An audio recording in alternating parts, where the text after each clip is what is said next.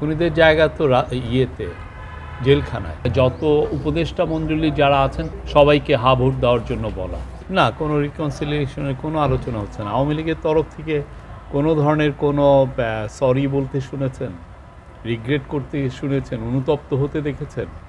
ওরা তো কালকে ওদের একজন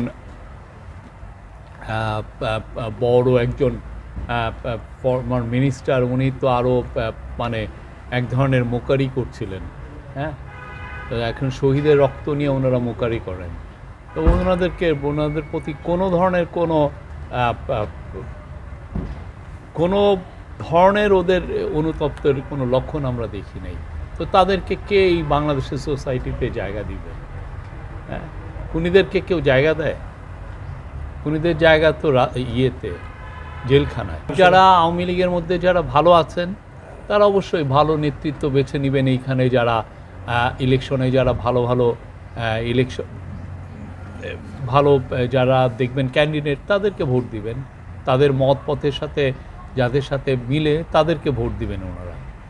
আমরা আশা করছি ইলেকশন খুব ভালো হবে এবং যা দেশের আপামর জনসাধারণ সবাই তাদের যেই ক্যান্ডিডেট তাদের পছন্দ হয় সেভাবে তারা ভোট দিবে।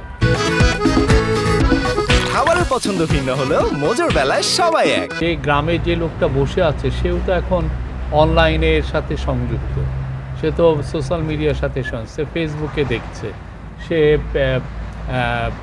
টিকটক দেখছে এবং প্রত্যেকটা জায়গায় গণভোট নিয়ে যথেষ্ট ভিডিও আছে।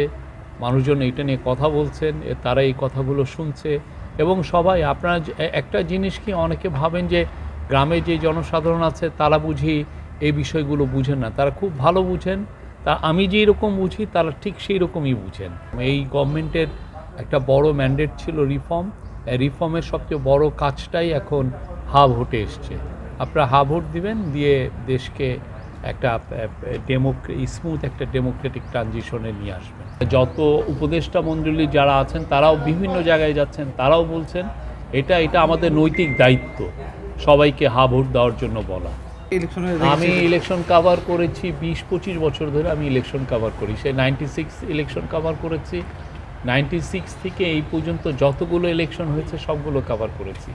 আমি বলতে পারি যে এই বছরে যা ইলেকশন হচ্ছে এইরকম পিসফুল ইলেকশন খুব কম হয়েছে। আপনি আগের ইলেকশনগুলোতে আপনি মারামারি দেখেন কি করেছে, আপনি 2018 ইলেকশনটা দেখেন, 2024 ইলেকশন দেখেন।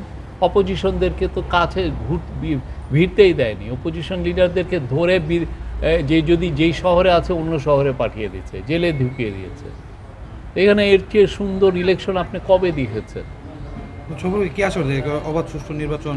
এটা খুবই অবাধ হবে, সুষ্ঠু হবে, শান্তিপূর্ণ হবে এবং উৎসব মুখর হবে। আমরা আশা করছি বাংলাদেশের এটা একটা রেকর্ড একটা টার্ন আউট হবে।